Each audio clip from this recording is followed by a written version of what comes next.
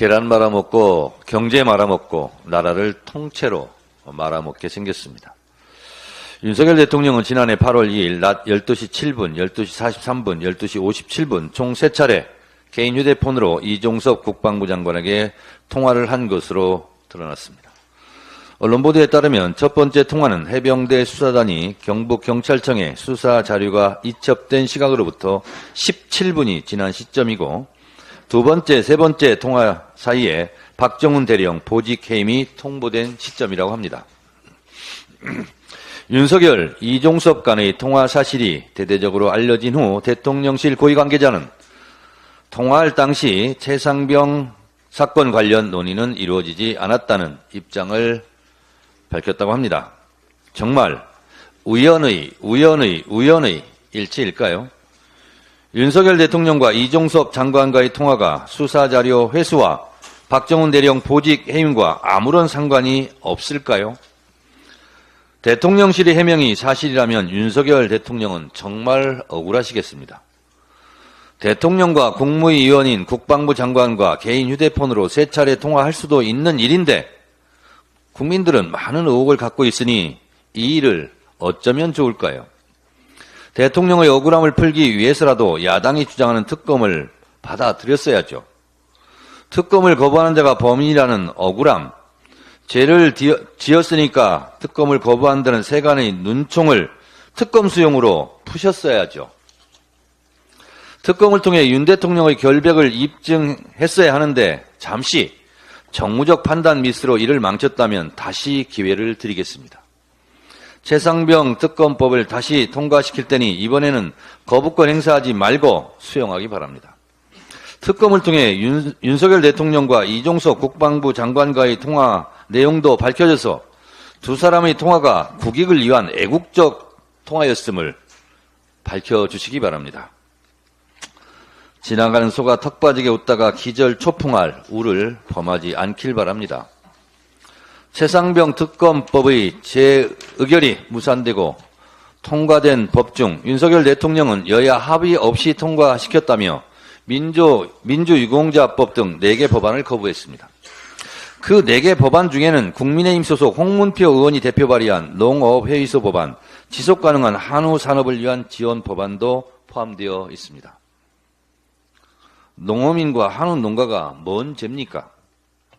목욕물을 버리다 아이까지 버린다는 말은 들어봤어도 거부권을 행사하다 자신들 여당이 낸 법안까지 거부하는 희대의 코미디는 처음 봅니다.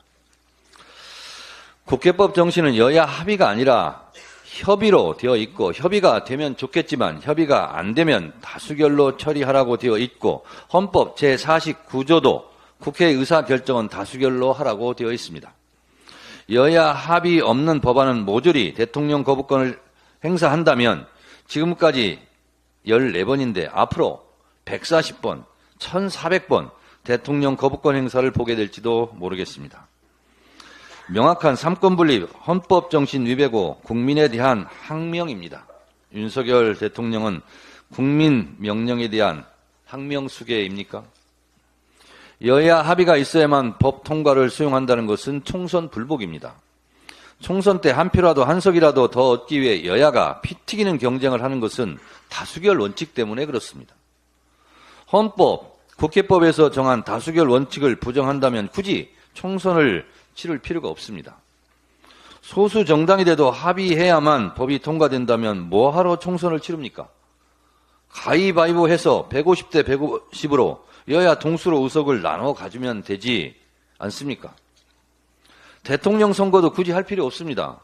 여야가 순번대로 돌아가면서 하면 되지 않겠습니까? 윤석열 대통령은 여야 합의로 뽑히지 않았는데 국회는 왜 여야 합의로만 법안 통과를 해야 합니까? 왜 이렇게 강짜를 놓습니까?